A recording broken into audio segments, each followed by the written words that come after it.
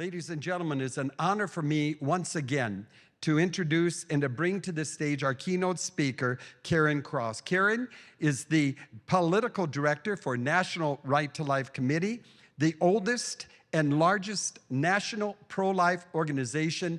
We appreciate Karen so much for making her way here. Show her our appreciation this morning.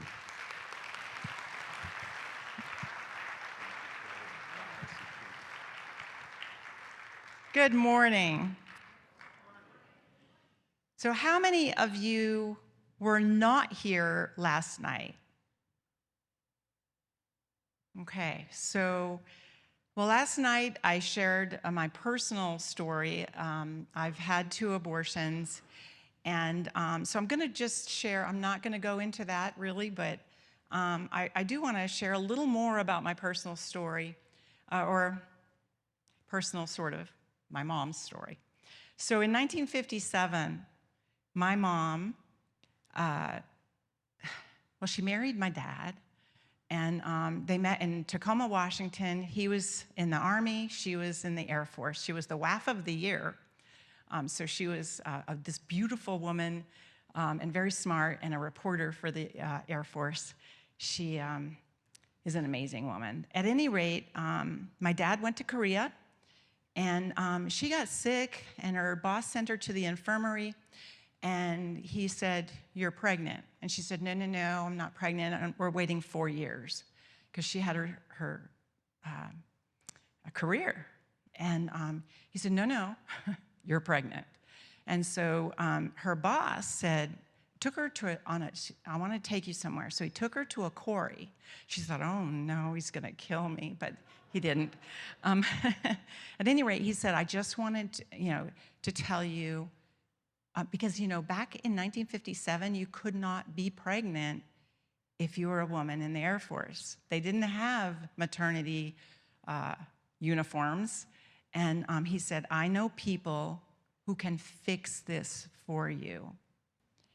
And my mom knew that she couldn't do something illegal, and she did not abort me. I'm very thankful, because I would have not been here. And he said, "Nobody will ever have to know, but she would have known. She would have known." And sadly, though, in 1975, when I was, the summer before my senior year in high school, when I was pregnant, it was legal then. And for some reason, a lot of people equate legal with being okay. If it's legal, it's okay, or it's right. And so she scheduled an abortion for me. And, because I was an honors student, I had a life ahead of me. And of course, it didn't work out real well. My whole life fell apart following that abortion. But I just wanted to point out that there are, being legal versus illegal, there are a lot of people who are here today because pre-1973, it was illegal to abort them. And so, abortion harms women. And I just want to remind you, I told you this last night, but it's worth saying again, in your zeal to protect life, please be careful of the words you choose to use. Those who have had abortions, or participated in abortion, or took their daughters for an abortion, or paid for an abortion, need to hear words of compassion, love, and forgiveness. And forgiveness is tough. That was probably one of the most difficult things I had to do, was accept that God could forgive me and forgive myself. It took years. And I was reminded of this morning. I remember thinking, I am so low, I can never forgive myself for what I've done. And my mom felt the same way. She could, for what she had done to her grandchild. And somebody said to me, "That's pride." I said, "No, I'm saying I'm too low to be forgiven." And she said, "No, no. What you're saying is that your sins, that his death on the cross and the blood he shed for you was not enough for your sin. That's pride. And from that moment, I knew I had to forgive myself because I couldn't ask for any more. Then he gave his life for me. And at any rate, so if you know someone who's struggling with that, just remind them of his love. And anyway, that's, now we're going to talk politics. And you know, in South Dakota, you may feel you've got such a beautiful state and beautiful people. I tell you, I haven't, even when I walked the streets on Thursday afternoon and took pictures of every president, the people that I met along the way looked me in the eye and told me hello or good afternoon. I mean, that's not, it's not an East Coast thing. So it's been wonderful to be here. So, but even in your beautiful state, while you feel isolated and protective and you're surrounded by so many pro-lifers, you don't live in a vacuum.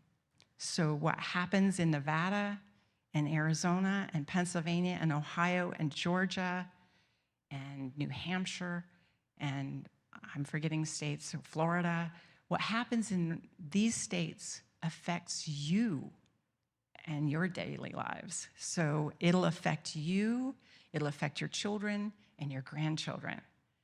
So this morning, I'm going to offer you a pro-life guide to engaging in politics, working with candidates, and saving lives through elections. And I'm going to discuss pathways to victory and ways we can actually defeat pro-life candidates. I said that. How we can defeat pro-life candidates, because sometimes inadvertently we do that. So just out of curiosity, how many of you here love politics? Mm-hmm. That's what I thought.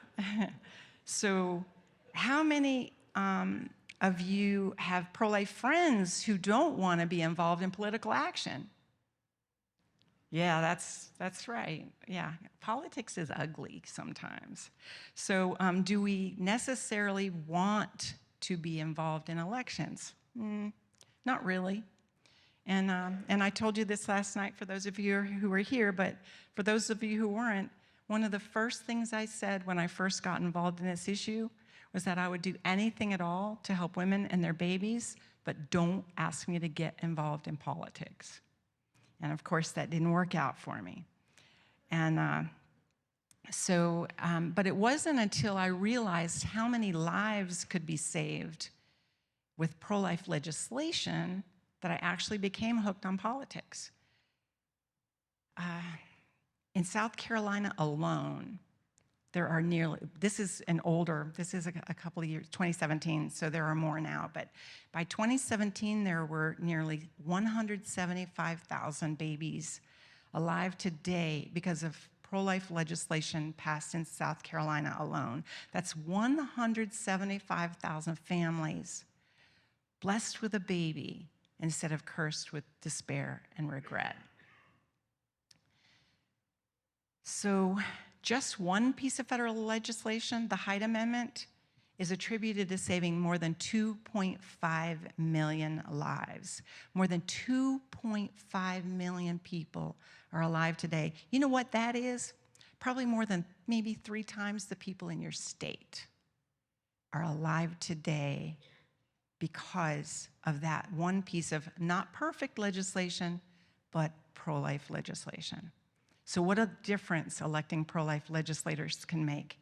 And remember, for that baby we save, for that, even if it's one child, for that baby, it's their whole world.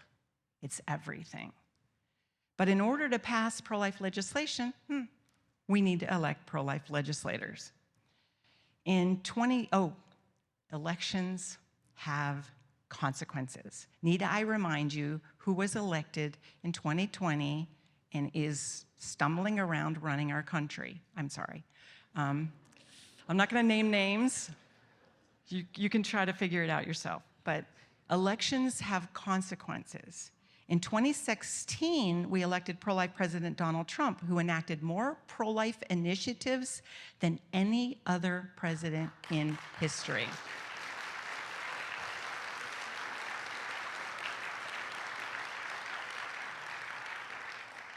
Sadly, on day one, pro-abortion President Joe Biden began his onslaught against unborn babies and their mothers. Elections definitely have consequences. In 2020, National Right to Life we were actively involved in 127 federal races nationwide, 110 in the House, 16 in the US Senate, and 1 presidential election. We won 67%, or 2/3 of those races. In 2020, 15 US House seats. Now, this was supposed to be a blue wave, but 15 US House seats flipped from Democrat to pro-life Republican. We were involved in all 15 of those races. Now, here are a few of the new congressmen and congresswomen who were elected in 2020. They now have the privilege to vote to save unborn children and their mamas from the horrors of abortion. Overall, in 2020, 79% of the 295 pro-life candidates supported by National Right to Life won their elections. Now, Emily's List is a radical pro-abortion PAC which supports only Democrat women, who supports abortion on demand through pregnancy and supporting using tax dollars to pay for abortion. And these are not positions not supported by most voters. Well, Emily's List claims to have raised and spent $112 million in the 2020 election cycle. Planned Parenthood raised and spent $45 million, and NARAL Pro-Choice America did more than they'd ever done before. Historically, National Right to Life does very well against Emily's List candidates. Heading into 2020, political pundits, as I mentioned, told us to expect a blue wave. Pro-abortion groups had massively outspent pro-life groups. Fortunately, they got very little return on their investments. Despite being vastly outspent, pro-life candidates supported by National Right to Life won in November by significant margins. I'm praying that for this year, praying and working really super hard to do that, by the way. Pray for us. There were 58 competitive races in which a candidate supported by National Right to Life was running against a candidate supported by the pro-abortion PAC Emily's List. 41, or 71% of the National Right to Life supported candidates won in those competitive races. That's amazing. And while the media referred to 2018 as the year of the woman, 2020 was actually the year of the pro-life women. Pro-life women triumphed at the ballot box in 2020 in unprecedented numbers. As a result, the 117th Congress features a roster of more than 30 pro-life women, the largest contingent ever. Many of these women competed successfully in districts that many pundits believed were unwinnable. They were head-to-head pro-life versus pro-abortion races, and we are hoping and praying to build on that success this November. Incredible, I've met so many amazing women who are running in this, in the federal congressional races this year, amazing. And I'm actually meeting fabulous pro-life candidates from all over the country, men and women, and many have a great chance of winning. The media are doing everything in their power to undermine them. We have, not only do we have the pro-abortion community, the trifecta as I call it, Emily's List, Planned Parenthood, and NARAL, but our media, they're not, I don't know if you've noticed, they're not exactly with us. So at any rate, if we net 1 US Senate seat and about 5 US House seats, we can regain pro-life leadership and restore at least protection for unborn children so that the White House is somewhat neutered. So, in your zeal to protect life, if you want to be sure that you don't actually defeat these wonderful pro-life candidates, so what could you do to defeat pro-life candidates? Well, one would be fall in love with your candidate. By all means, pro-life individuals should work to elect your candidate. However, if he or she loses in the primary, and I know you're past your primary now, but you're going to have more elections. This is for future reference. Keep this in mind. If your candidate loses in the primary, we cannot be like the child who loses a game, who takes his toys and goes home.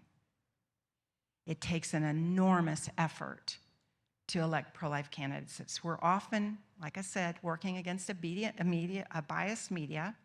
So it's important that pro-lifers have the active support of all pro-lifers. I'm not saying you support them and you go, oh, yeah, I support them. No, active is the word here. Active support of all pro-lifers. Here's another one. Well, my candidate, you believe that your candidate is the only real pro-life candidate in the race and bash other pro-life candidates. That's a no-no. So some people might even pick out 1 or 2 votes, or even they just might not like the candidate as well. Or it may be some other issues that they're upset with and that they didn't vote right on. And they attack him as not being really pro-life. And by doing this, the pro-lifer demoralizes the other pro-life candidates and weakens enthusiasm for the candidate who may actually win the primary. You know, most people believe that Ronald Reagan was a pro-life president. And he was. But in 1967, as governor, he signed a bill to liberalize California's abortion laws that resulted in millions of abortions, a decision he soon deeply regretted. And in 1980, National Right to Life successfully helped elect Ronald Reagan for president. He wasn't perfect, but he was a great pro-life president. Expect the candidate to sound like a Right to Life chapter chairman. Okay? Well, many candidates will do what's right when it comes time to vote, but that doesn't mean they're comfortable or eloquent talking about the killing of unborn babies. Now, I have to say that some of your candidates I heard last night are very eloquent. You guys are blessed in this state, but you may have some that just don't know how to talk about it. It's not something they deal with every day. But because they don't know your pro-life speak, doesn't mean they're not pro-life. Some of our strongest pro-life elected officials whose actions have helped to save hundreds of thousands of unborn babies, some of them are not articulate on pro-life issues. Remember, words are nice, actions are better. So here's another one. Expect the candidate to make abortion a top issue in the campaign. In 2020, 41% of voters considered the issue of abortion when they voted. Of those, 23% voted for the pro-life candidate and 18% voted for the pro-abortion candidate. The life issue netted 5% advantage among those voters who considered abortion when they voted. However, in order to win, a candidate has to focus on a broad range of issues that will appeal to a broad variety of voters. We in the pro-life movement need to make sure our friends know the candidate's position on life. And in those states where we were most active and our state affiliates were most active, those who voted pro-life increased by 4% to 27%. And those who voted pro-choice decreased by 2% to 16%. That gave the net advantage for the pro-life candidates, and I'm sure you're very active here. I know Dale, I'm sure you're very active here. The net advantage increased from 5% to 11% in the high activity states. Okay, vote for a third-party candidate who has no chance of winning. And there will be times when a third-party candidate gets into the race claiming to be the real pro-lifer. Well, he will attack the pro-life candidate and get others to jump on board. This is a sure strategy to elect a pro-abortion candidate. In Minnesota's 2008 Senate race, I don't know how many of you remember this, but I was watching it very carefully, and it was frustrating. Pro-abortion Al Franken defeated pro-life Senator Norm Coleman by a few hundred votes out of 2.8 million votes cast. That's about 0.07%, or one voter in every 13 precincts. Third-party candidates received 17% of the vote.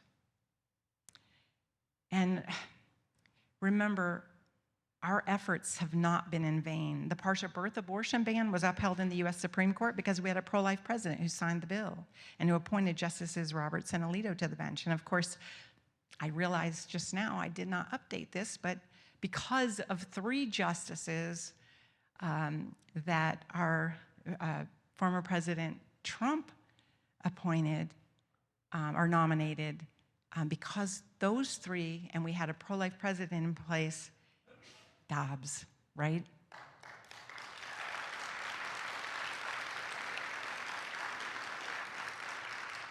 I still cannot believe I lived to see the day. I am so thankful, so thankful. At any rate, you know, Roe v. Wade was a death sentence for more than 63 million unborn children. And Dobbs. So you can change our culture, and you are working toward that. One day at a time, one choice at a time, one action at a time, one vote at a time. It's actually simple. So what can be done to win in 2022? First, of course, you need to educate yourselves on the issue, and I'm preaching to the choir because you are educating yourselves on this issue. Subscribe to NRL News Today. It's a national right to life. In addition to signing up for the email for here at South Dakota, you can sign up for NRL News. It's a free, there's a daily newspaper, and I usually skim the titles. I can't read every article Dave Andrusko writes, but there are a number of articles that you can read to keep up with what's going on around the country and what's going on with the elections. You want to network with your local chapter in South Dakota Right to Life. You want to encourage voter registration.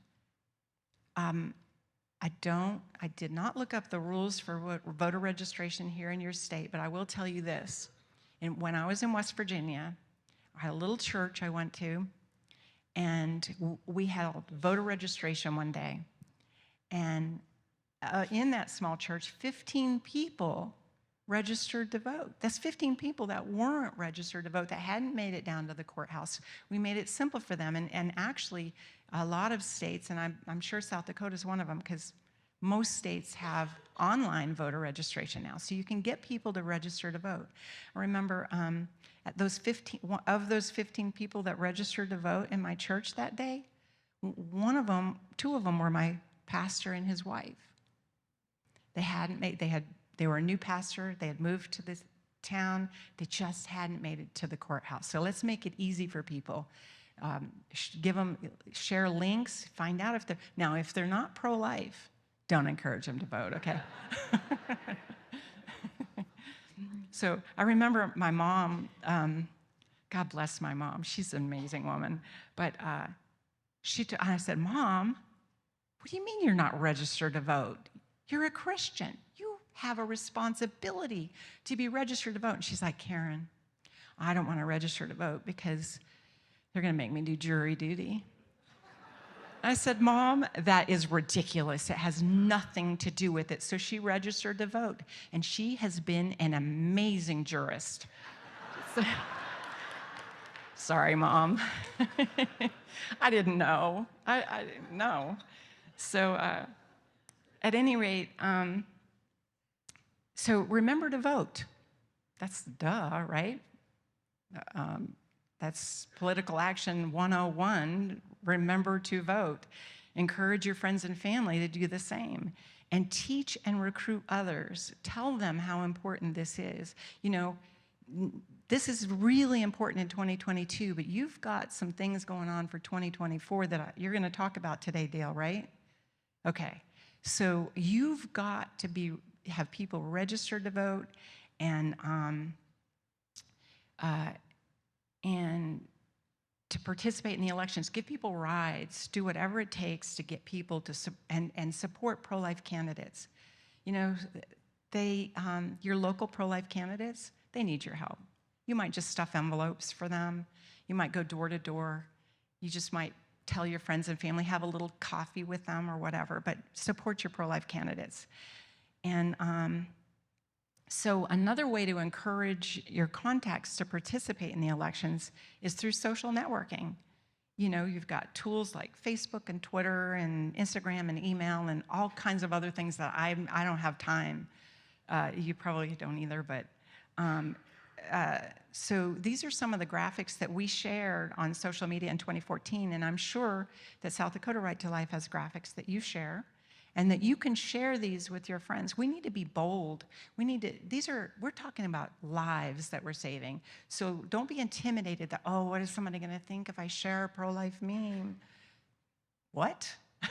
You know, it's not that great of a leap. In fact, by the way, Andy, you'll meet later, wore a pro-life t-shirt on Thursday to Mount Rushmore. I can't tell you how many compliments he got here at Mount Rushmore for that pro-life warrior t-shirt. Unbelievable.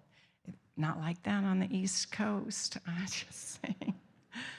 I'm afraid almost sometimes to be seen with my pro-life t-shirt getting out of my car for fear of being keyed.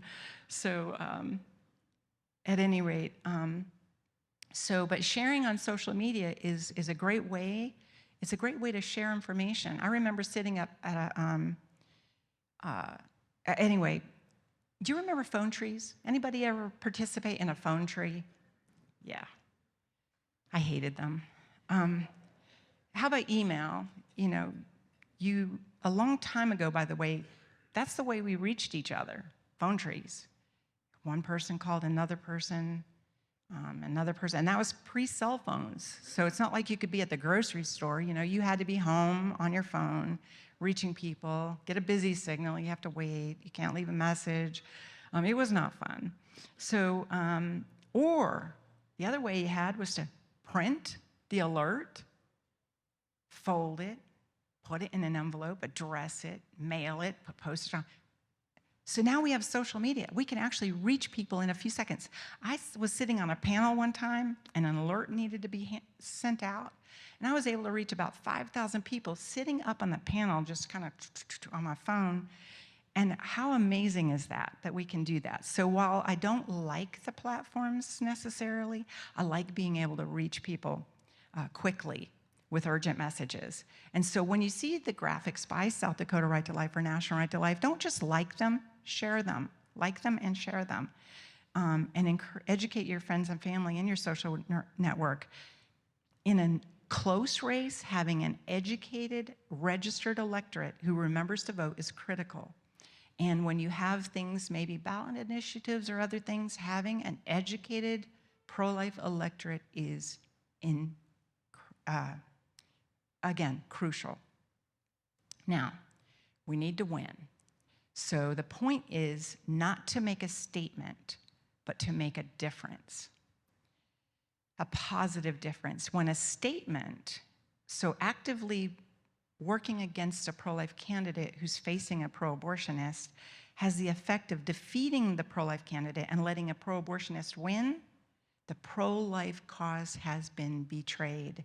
Because no matter what principled stand has been taken, non-voters, oh, by the way, non-voters actually allow pro-abortionists to win too. That is a saying, I'm giving you, letting you have it. It is not the Christian way and not the pro-life way, because when that happens, pro-life babies and their mothers lose. I can't remember, 1998, former Senator Alphonse D'Amato was elected for 3 terms in New York and had a 95, not perfect, but New York, think New York. Senator Schumer had a 95% record on life in the Senate. But in 1998, he ran into opposition from some pro-lifers who considered him not pro-life enough. Some misguided pro-lifers actively worked against him. Others simply refused to vote for him in the general election as a matter of principle. Senator D'Amato lost to the ideal pro-abortion candidate who votes pro-abortion almost every vote. That's Senator Chuck Schumer. You may have heard of him. He organized the Democratic takeover in the Senate in the 2006 election. Senator Schumer is so goal-oriented that he's willing to support more or less pro-life Democrats, like Joe Manchin, for instance, as long as they might unseat a pro-life Republican. Senator Schumer is not interested in making a statement. He concentrated on making a difference by changing the balance of power in the Senate. And this has impacted the whole country. You are impacted by that, what happened in New York in 1998. In 2022, there are 35 US Senate seats up for election, 14 Democrat seats, 21 Republican seats. All of the Democrats up for re-election are pro-abortion. And I'm just gonna go over, a couple of the races, because like I said, you don't live in a vacuum, just to share a little bit of what's going on around the country. In Arizona, pro-abortion Senator Mark Kelly is vulnerable. He supports a policy of unlimited abortion for any reason until birth and would use our tax dollars to pay for it. National Right to Life has endorsed pro-life Republican Blake Masters in the race, and polling has it a virtual dead heat. So if you have friends in Arizona, tell them, vote Blake Masters. Pray for him. Another key Senate race, which is virtually neck and neck, is in Georgia, where pro-life Herschel Walker is aiming to take out pro-abortion incumbent, the Reverend Raphael Warnock. Like Kelly in Arizona, Warnock holds an extreme position allowing unlimited abortion until birth and funded by taxpayers. And he was recently quoted as saying that God gave us the choice. God gave us the choice. Anyway, I don't know how. I don't want to be in his shoes when he faces on Judgment Day. Because shepherds are held to a, anyway. Okay, so you may sense a trend here among the Senate Democrats. In Nevada, pro-abortion Senator Catherine Cortez Masto supports a policy of unlimited abortion for any reason until birth, and she would use our tax dollars to pay for it. We're supporting Adam Laxalt in his bid to unseat her. All three of these Democrat senators also voted for a pro-abortion bill, the Women's Health Protection Act, that would tear down pro-life laws, including your pro-life laws. Now, you know, they're complaining about this 15-week bill that Lindsey Graham has offered, but because it's a federal ban, but they're trying to impose unlimited abortion in every state in the nation and using tax dollars to pay for it with the Women's Health Protection Act. I refer to it, or we refer to it as the, now I can't think of it, Abortion Without Limits Until Birth Act. Yeah, they want to impose that on you guys here in South Dakota, and on West Virginians, and on Mississippians, and on all the other states, Ohio and Kentucky and Indiana, and all the states that have pro-life protections for unborn children. They must be defeated in November. In addition to being on offense, we're playing defense in several races, most notably Wisconsin, where pro-life incumbent Senator Ron Johnson faces a challenge from pro-abortion Lieutenant Governor Mandela Barnes, who also supports abortion through birth and wants to use tax dollars to pay for it. So in order to regain pro-life leadership, we cannot afford to lose any pro-life senators. In 2022, we need a net gain of 1 to regain pro-life leadership in the Senate. So I've told you this last night, but you are very blessed here in South Dakota to have strong pro-life leaders like Senator John Thune, Congressman Dusty Johnson, and Governor Kristi Noem. In February of 2021, a few months after the 2020 election, pro-life Republican Claudia Tenney was finally certified as the winner of New York's 22nd Congressional District. Tenney defeated pro-abortion Representative Anthony Brindisi by 109 votes in a congressional race. 5 months after the November 2020 election, pro-abortion Democrat Rita Hart, they always talk about, are you going to concede? Are you going to concede? These guys didn't want to concede. The Democrats didn't. Took 5 months after the election for pro-abortion Democrat Rita Hart to drop her challenge to the election results in Iowa's 2nd congressional district. For nearly 5 months, she disputed the election of pro-life Congresswoman Mariannette Miller Meeks, who was certified the winner by the state of Iowa and had been serving in Congress since January. Miller Meeks won that election by 6 votes, making it one of the closest congressional district races in US history. National Right to Life was involved in both of those races, and every little thing that we did and every little thing that any pro-lifer did in Iowa and in New York's 22nd district made a difference in those races. They underscore the vital importance of every single vote. And winning the race gives unborn babies and their mothers 2 more champions in the House and fewer votes for Nancy's radical pro-abortion agenda. So if you're ever, or if you know anyone ever tempted to think that your vote doesn't matter, remember those races. Every vote truly does matter. And you know what? Even if your candidate wins by 20,000 votes, your vote still matters. You are responsible for what you do, not for what everybody else does. And if you're ever tempted to think your voice does not matter, remember those races. Elie Wiesel, he's an Auschwitz survivor and author, winner of the Nobel Peace Prize, reminds us that to remain silent and indifferent is the greatest sin of all. Since 1973, I've said this before, more than 63 million defenseless babies have been aborted, more than 3,000 each day, 365 days a year. So we must continue our pro-life work, educating, organizing, encouraging our friends and family to do the simple things that matter. Voting pro-life, showing up at pro-life events, becoming members, serving, saving lives, all the while knowing, while we may not know whose life we saved, only knowing that many are alive today because we stayed the course, because we persevered. Samuel Adams once said, "We do not require a majority to prevail, but rather an irate, tireless minority to set brush fires in people's minds." Pro-lifers are amazing in action. You have passion for those who cannot help themselves. You open your hearts to even those of us who have tragically ended the lives of our unborn children. For all the babies out there and their mamas, we must prevail. Go out and ignite the pro-life passion in your communities and set brush fires in your people's minds.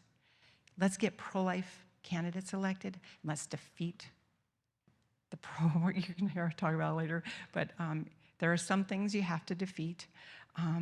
Let's together set our nation back on the right course, and let's win in 2022 and 2024. Thank you.